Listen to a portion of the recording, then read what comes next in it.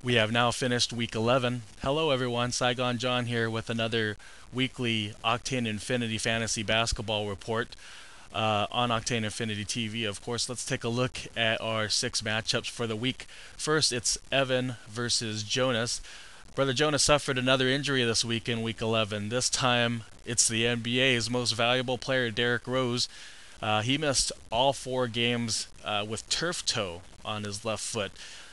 Um, Adversity, nothing new to Jonas. Show must go on, and it certainly did for the Gorilla Monsoons, where Rose left off. Rookie sensation Marshawn Brooks has picked up.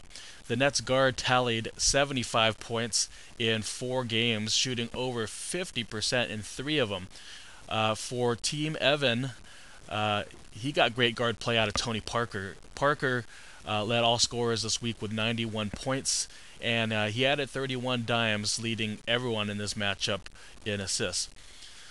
Evan would go on to win free throw percentage, three-pointers made, and points. However, overcoming the odds was Jonas, who would cruise in the remaining six categories, with steals being the closest one to lose. But a win's a win, so Jonas picks up the victory in this one. He beats Evan 6-3. Let's move on to Renee versus Cobra. Zags had his work cut out for him against the league's defending champion. Cobra, while seemingly on vacation this week, he still went to work on the waiver wire, continues to lead the league in total moves made. To date, he's at 51, which includes Edwin's favorite, Randy Foy. Let's take a look at Foy's numbers.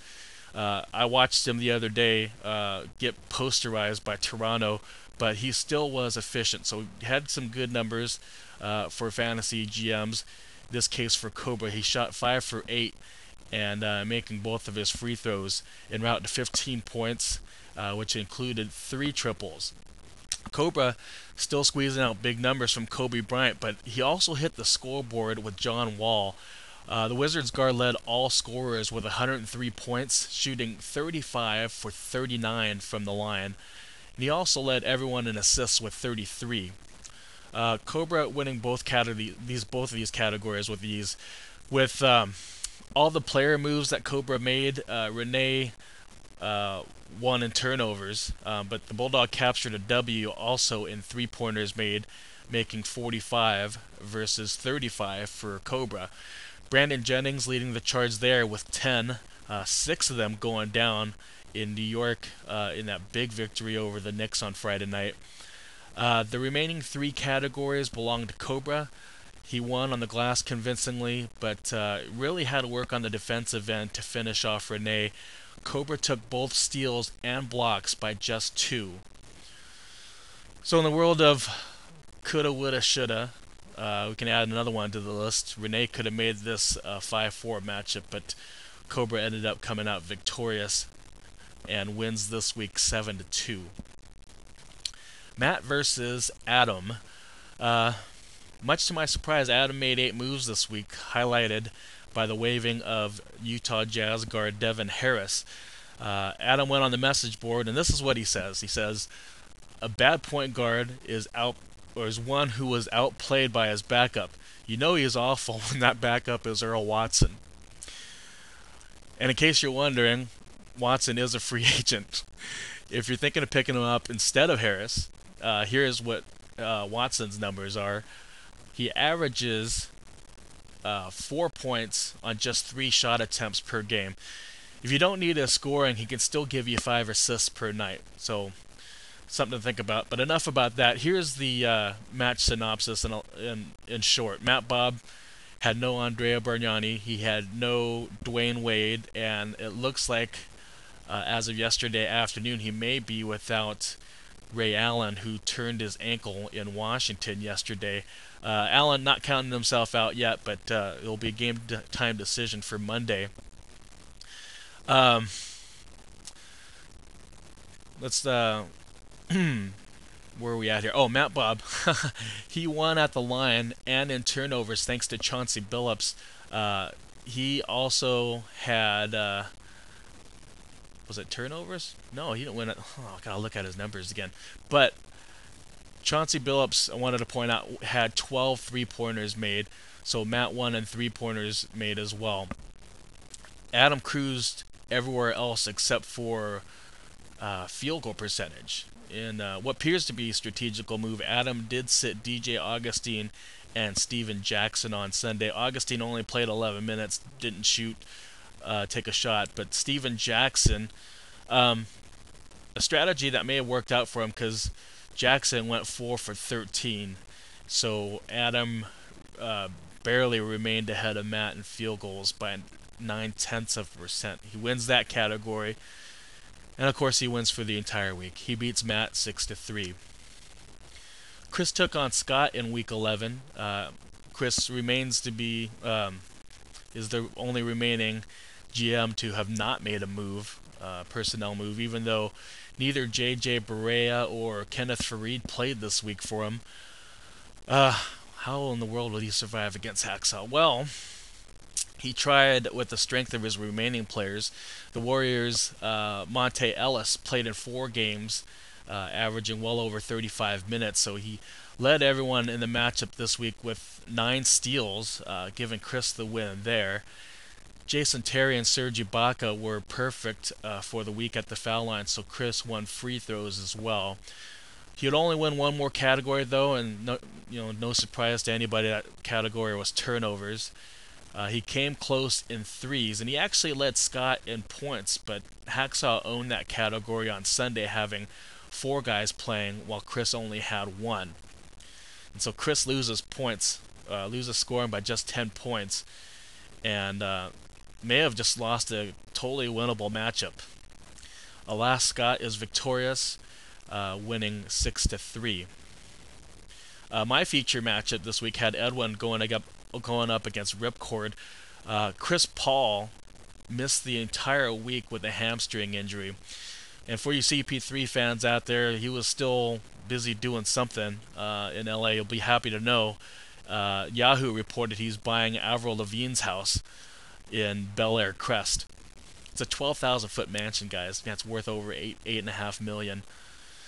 Anyway, without Paul, Rip perhaps gave up on his team, making only 3 moves, and that was early in the week.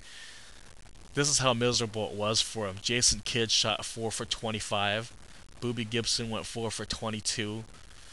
And Wesley Matthews went 11 for 42 from the field.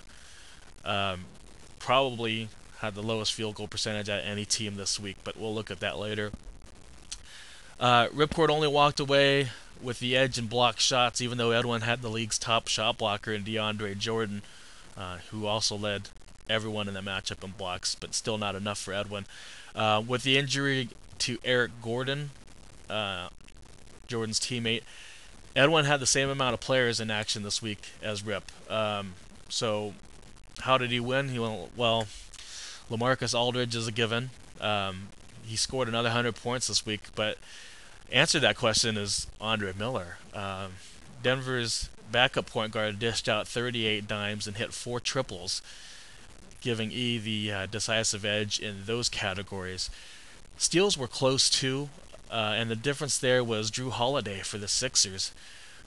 Great week for Edwin as he remains in the hunt to lead the Asian division. He beats Ripcord by an astounding 8-1. The last matchup this week for week 11 was my team facing David. David, the rookie GM, made 2 moves this week while I made 4 roster changes. So David remained competitive and certainly has some gems on his team, including Rudy Gay, and for as much as I like to hate on him, Paul Pierce, who had a near triple-double Sunday in Washington. Look at his roster a little bit more. Big Trouble certainly has a cute little roster. He's got a bunch of teammates on there. Raymond Felton and Nick Batum for the Blazers. Aaron Aflalo and Rudy Fernandez from Denver. What else? Oh, look at this. He's got 3 guys from the Sixers in Elton Brand, Lewis Williams, and Thaddeus Young. I have them too. I have backcourt tandems from the Clippers with Mo Williams and Caron Butler. And I also have the Hawks backcourt of Jeff Teague and Joe Johnson. Cute stuff aside, I secured both the defensive categories plus rebounding. My team also wrapped up all the shooting categories plus points. David's team handled the ball better, but that only got him wins and assists and turnovers. He did come close at the foul line. I made a strategic move by benching Roy Hibbert in the last game. Turns out he didn't even go to the line at all. So I won free throws by just 0.3%. I can thank Ryan Anderson for that. He went 10 for 10 at San Antonio on Wednesday. Mo was perfect at the line, and so were my two free agent pickups, Derek Fisher and Richard Hamilton. Uh, I knew this was going to be a tough matchup, but I did know I was going to win. I just didn't think it would be by this much. I get by David winning 7-2.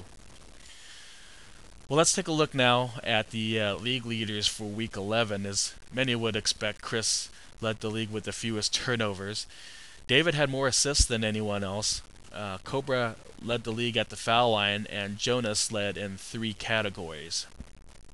Well, I guess I did too. He and I split the leads in the defensive categories. Jonas, his team led from the field and on the boards, while I led in points and 3-pointers made. So after 4 weeks, let's take a look at the standings now. Cobra leads the league with a 25-11 record. Matt Bob has a 3.5 game edge over Chris in the new division, and having one more victory than Jonas, I take over sole possession of first place in the Asian division. Week 12 is rivalry week. And so we have interdivision matchups starting on Monday, January the 23rd. That is today. In the new division, Chris takes on Evan, while David goes up against Matt. Ripcord will challenge Adam in the white division, while Scott takes on the league champ Cobra. And in the Asian division, it's Jonas versus Edwin, and then my team will go up against Renee. Be sure to check the transaction board. It looks like 4 GMs already got a head start on Sunday, making a total of 6 ad drops to get a head start on Week 12. And that'll be everything here. I will be back next Monday for the Week 12 wrap-up. So, I am Saigon John, the bomb from Vietnam. For my Vietnamese-speaking audience, chúc mừng năm mới, and Happy New Year to everyone else. And boom goes the dynamite.